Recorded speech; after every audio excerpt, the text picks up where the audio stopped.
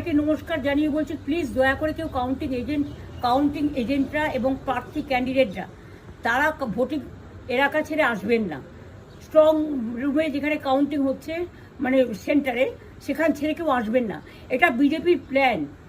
প্রথম 2-3 রাউন্ডে আমি কালকে থেকেই বলছি যে ওদেরগুলো আগে দেখাবে, আমাদেরগুলো পরে দেখাবে। এবং অনেক জায়গায় 2-3 রাউন্ড কাউন্টিং করার পরে প্রায় 100টা জায়গায় কাউন্টিং বন্ধ করে রেখে দিয়েছে। এবং কল্যাণীতে ধরা পড়েছে 7টা মেশিন, যেখানে কোনো মিল নেই।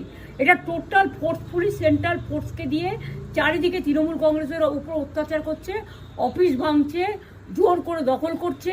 এসআইআর নামে আপনারা দেখেছেন ভোট লুট করেছে যাতে যে সিটগুলো জিততে পারে। কিন্তু এখনও এমন 70টা সিট আছে, 100টা সিট আছে যেগুলো আমরা এগিয়ে আছি, সেগুলো বলছে না। টোটালটাই মিথ্যে নিউজ খাওয়াচ্ছে। আগে ডিআইসিও এই খবরগুলো দিত, কিন্তু তাকে কালকে চেঞ্জ করে দেওয়া হয়েছে। টোটালটাই ইলেকশন কমিশন নিজের ইচ্ছেমতো খেলছে, এবং সাথে কেন্দ্রীয় বাহিনীকে নিয়ে। এবং আমাদের পুলিশরা টোটাল মাথা নত করে কেন্দ্রীয় বাহিনীর আন্ডারে কাজ করছে।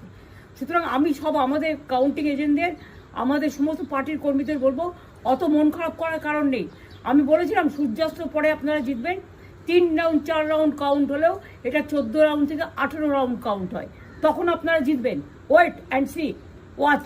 আমরা সবাই আপনাদের সাথে আছি, আপনারা কেউ ভয় পাবেন না, নিশ্চিন্তে থাকুন। আমরা বাঘের বাচ্চার মতো লড়াই করে যাবো।